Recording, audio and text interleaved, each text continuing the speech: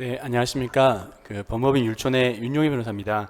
지금 시간이 조금 지연됐는데 제가 룰을 정확히 모르겠지만 제가 일단 이야기로는 제게 배정된 20분을 쓸 수 있는 걸로 제가 이해하고 지금 이제 49분이기 때문에 지금으로부터 한 20분 정도 말씀을 드리겠습니다. 일단 이 발표 자료의 전체적인 일단 흐름을 먼저 말씀드리겠습니다. 사실 이해가 많이 다르시기 때문에 기본적으로 조금 정확한 깊은 이해가 없다라는 전제에서 준비를 했고요. ESG 에코시스템이라고 했는데 이 전체적인 ESG 운동장 또는 ESG 에코시스템에 대해서 좀 개괄적인 설명을 좀 드리려고 하고요. 개념을 비롯해서 그 다음에 ESG 관련해서 규정이나 제도들이 굉장히 많습니다. 좀 혼란스러우실 텐데 변호사들이 잘하는 것이 그것들을 좀 주소에 맞게 정리하는 업무를 잘하기 때문에 제가 이야기로는 ESG 책임 투자라는 측면, 그 다음에 ESG 공시라는 측면, 그리고 ESG 각 요소들과 관련돼서 어떤 법령들이 적용되는 그 세 가지 측면으로 나누어서 내용을 정리해 봤고요. 그 다음에 많은 질문 받는 것이 그것입니다. ESG를 잘못했을 때 법적으로 문제되나요? 그린 워싱을 했을 때 소송까지 갈 수 있나요? 라는 문제들을 질문을 하시는데 그에 대한 답변은 소송까지 갈 수 있다는 겁니다. 특히 미국을 중심으로 다양한 ESG 리티게이션이라는 별도의 소송 유형이 있을 만큼 그런 소송들이 있기 때문에 그 소송들을 좀 정리를 해봤고요. 그런데 제가 봤을 때는 이제 사실 1번, 2번 관련해서는 많은 분들이 중복적으로 다루는 이슈이기 때문에 1번, 2번은 좀 중요한 내용 중심으로 좀 짧게 말씀을 드리고 주로 이제 3번 관련 소송 중심으로 좀 말씀을 드리도록 하겠습니다.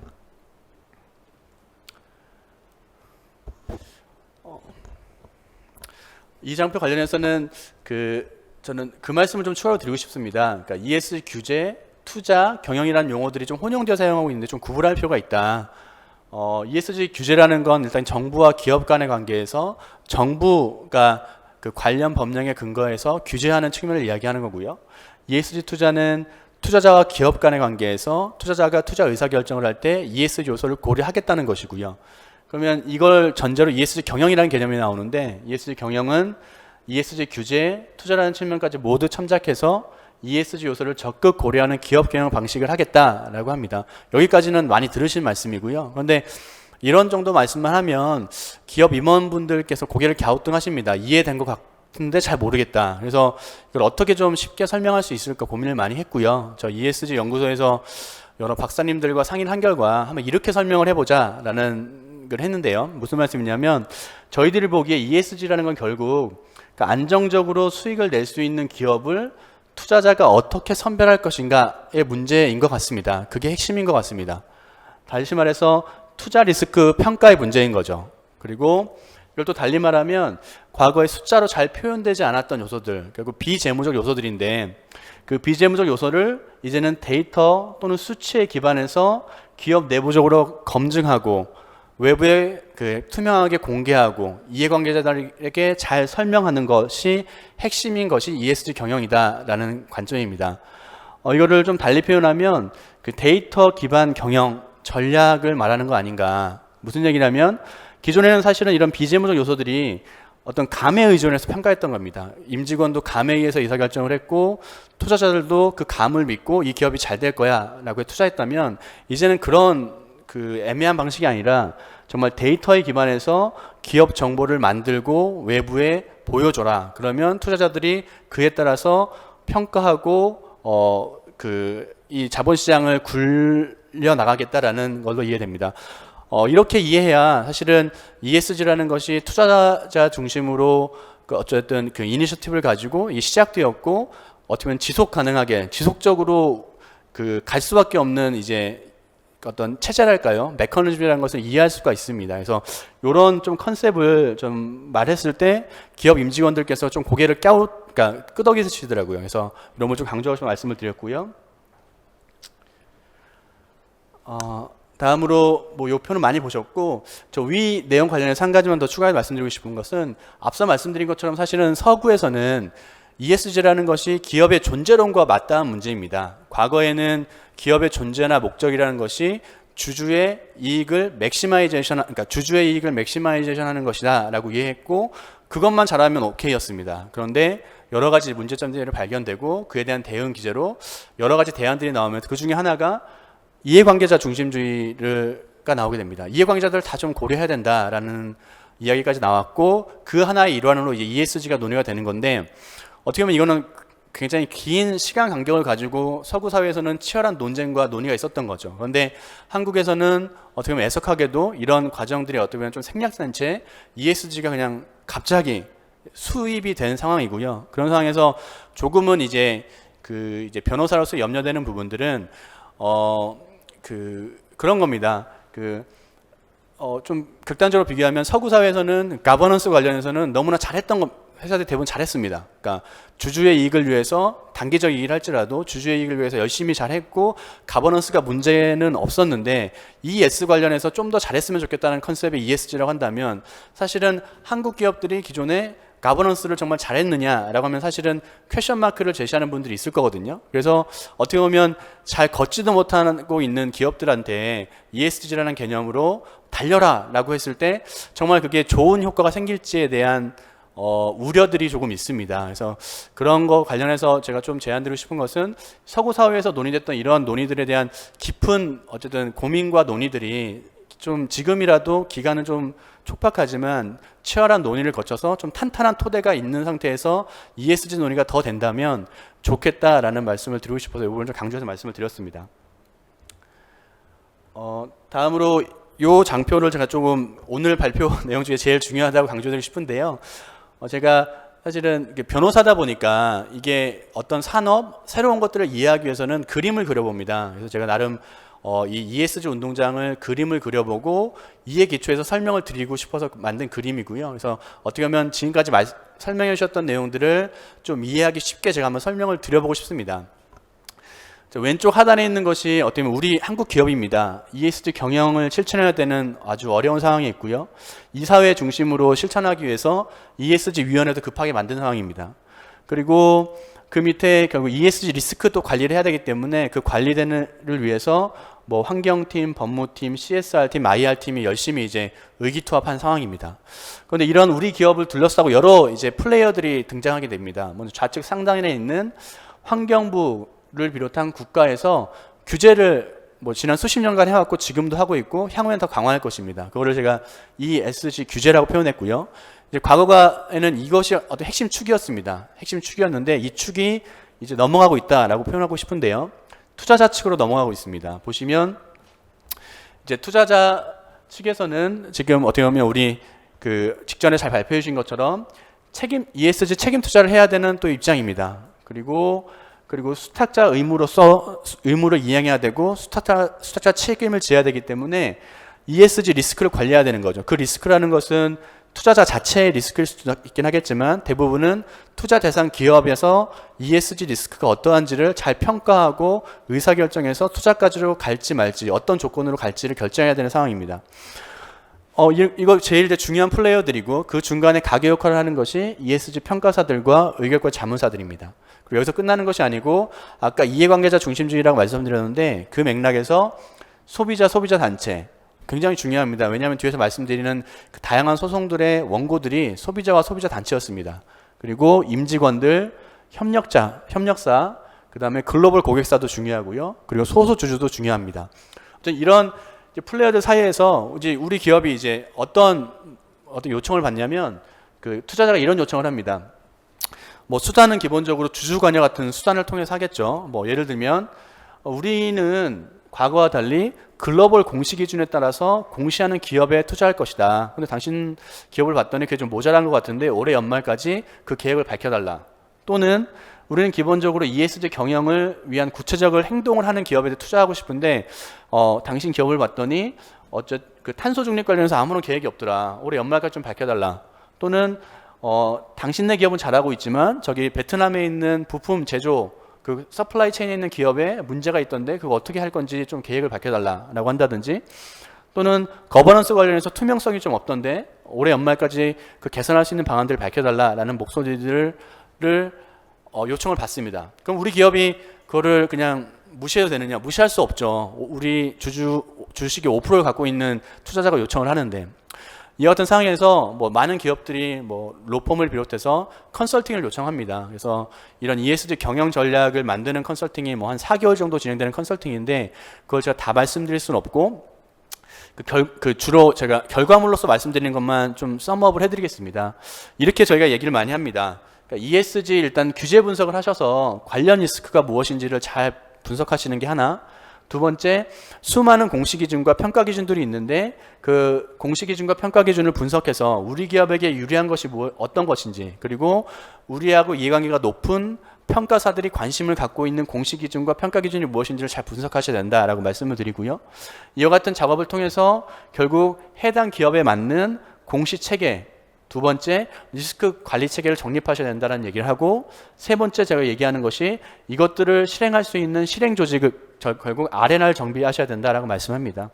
이런 것들이 됐을 때 결국은 각 기업이 이제 수립할 ESG 전략이나 스토리에 맞는 원보이스, 하나의 목소리가 외부로 나갈 수 있고, 이런 것들이 가능할 때 결국 주주를 비롯한 이해관계자들과 효과적 의사소통이 되는 것이고, 이것들이 잘 된다면 이 투자자로부터 좋은 투자를 받을 수 있는 상황이 되겠죠. 그리고 다시 한번 말씀드리지만 이런 효과적인 의사소통을 하기 위해서는 아까 처음 말씀드린, 그러니까 데이터에 기반한 경영이 됐을 때 데이터, 수치에 기초해서 외부와 의사소통을 할 수 있다는 것과 또 연결이 됩니다. 나머지 내용들은 쭉 생략을 하고요.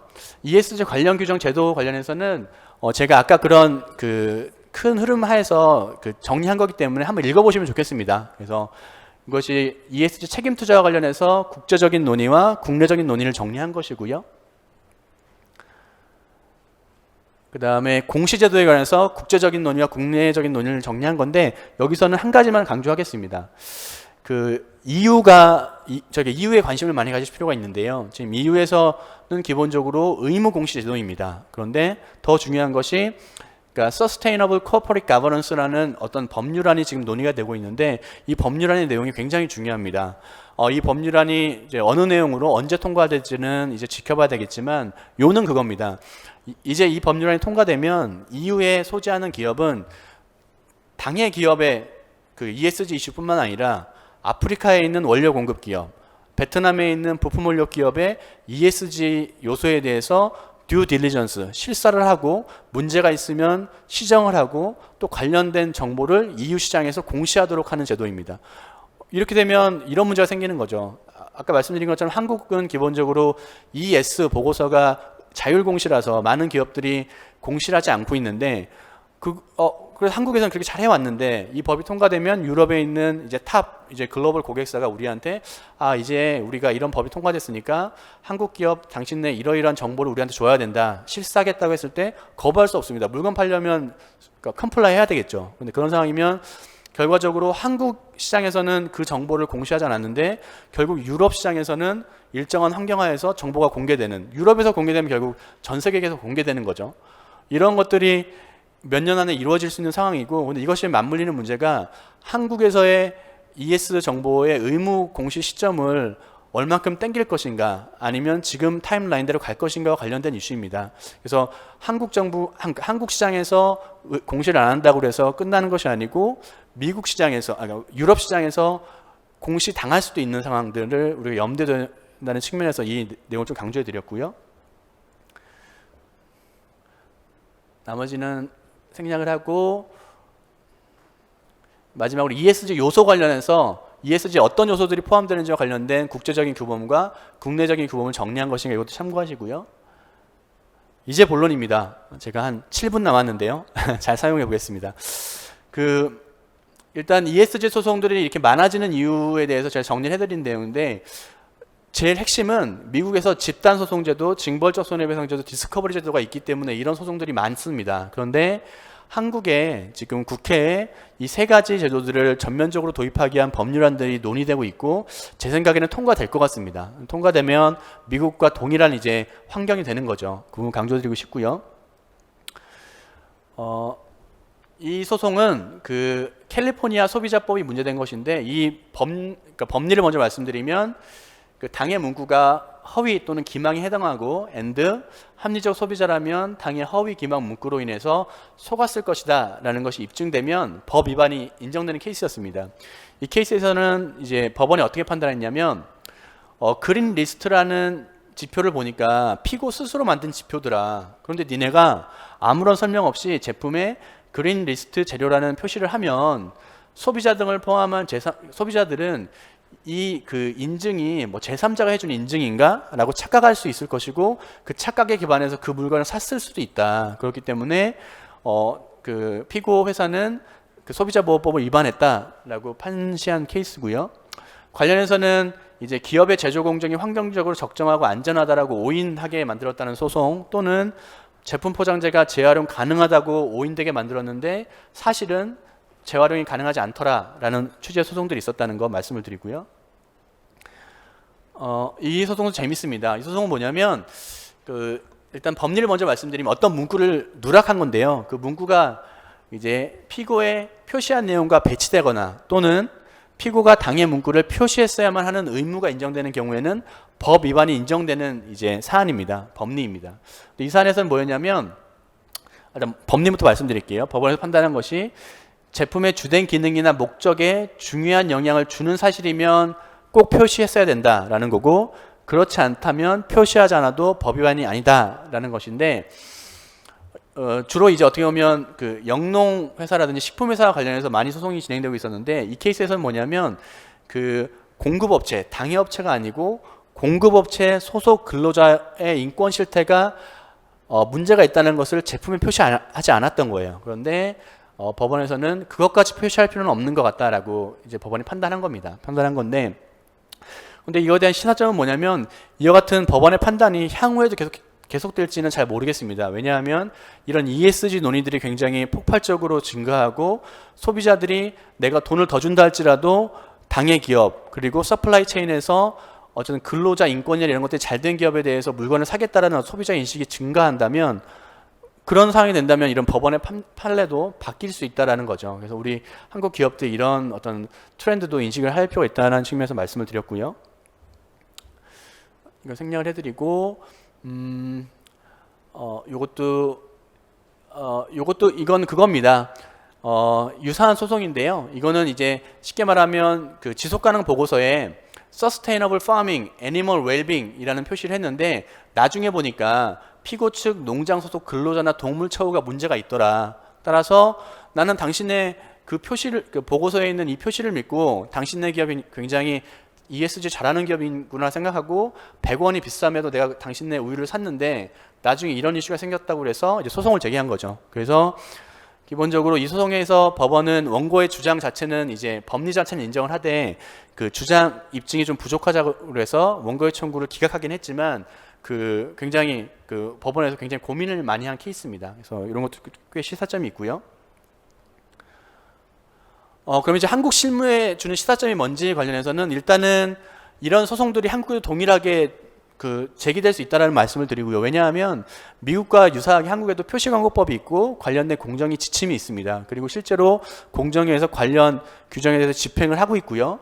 그리고 아까 말씀드린 것처럼 이제 이런 ESG가 강화되는 규제 환경이 이제 더 강화된다면 이런 소송들이 많아질 텐데 제가 강조드리는 건 이겁니다. 과거에는 회사에서 홍보팀에서 마케팅팀에서 그냥 제품 광고 표시만 그 스크린하고 사인하면 외부로 나갔다면 이제 그렇게 하면 안 된다는 겁니다.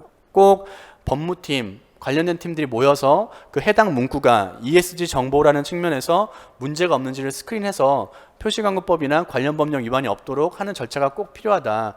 파이널 게이트키퍼에 해당하는 팀과 그 한 사람이 필요하다는 부분을 제가 좀 강조를 해드리고요. 관련해서 외부 전문가의 도움이 필요하다는 점을 강조해드립니다. 이제 마지막으로 한 소송만 좀 강조드리고 싶은데요. 그 밑에 있는 엑슨모바일 케이스가 재미있습니다. 이건 뭐냐면 이 회사가 아마 그 투자자의 요구로 기후변화가 당해 기업에 미치는 재정적 영향을 계산해서 보고서에 써라라는 요구를 했고 그렇게 했어야 되는 상황이었는데 아마 이제 왜 그랬는지 모르겠지만 그 회사에서 고민 가운데 하나 중요한 개념인 프락시 코스트 부분을 지나치게 낮게 잡았고 결과적으로는 그 산정 수치가 낮았던 거예요. 그러니까 무슨 얘기냐면 원래는 1,000억의 재정적 그러니까 코스트에 영향이 미쳤다라는 게 결과가 나와야 되는데 500억이라고 표시가 된 거죠. 그에 대해서 이제 그 아마 투자자가 소송 제기했던 걸 제가 기억을 하는데요. 소송 제기한 것이 미국 SEC라는 이제 룰에 의하면 자율 공시할 때 중요한 정보를 누락하거나 허위 기재하면 법령 위반인데요. 이렇게 주장한 거죠. 당신네들이 기후변화 리스크 관련 공시 내용이 허위다라고 주장을 했고 법원에서 인정을 했습니다. 그래서 이 부분은 굉장히 중요한 케이스입니다. 우리 한국 기업들이 아마 의무 공시가 도입되든 아니면 자율 공시 시스템 하에든 다양한 지속 가능 보고서가 나올 것이고 공시가 될 텐데 이와 같은 소송들이 한국에서도 동일하게 나올 수 있는 것이죠.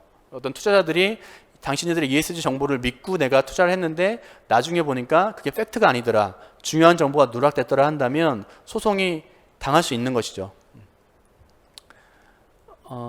그래서 이게 마지막 장표가 될 것입니다. 이게 한국 실무에 대한 시사점이 뭐냐면 일단 한국에도 그러면 미국과 동일하게 처벌할 수 있는 규정이 있습니까? 라고 질문하시면 있다라는 것이 답입니다. 이 규정이고요.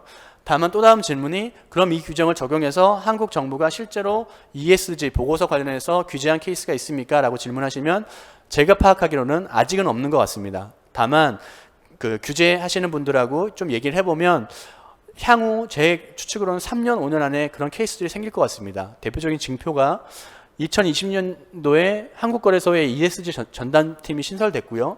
아직까지는 한국 정부가 어떻게 보면 ESG가 자율공시 시스템이기 때문에 기업들이 잘할 수 있도록 계속 인커리지하고 좀 가이드하는 역할이지만 의무공시 시스템으로 꼭 간다고 한다면 이런 허위공시 또는 불성실 공시가 이슈가 생기면 한국 정부가 나설 수밖에 없겠죠. 그리고 제 생각에는 그런 직권 인지보다는 아마 언론에서 또는 투자자가 소송을 해서 문제가 되면은 그거에 대한 압박으로 인해서 한국 정부가 나서서 실제로 동일하게 조사를 하고 처벌할 케이스가 생길 수도 있다는 점을 제가 강조드리고 싶습니다. 그래서 동일합니다.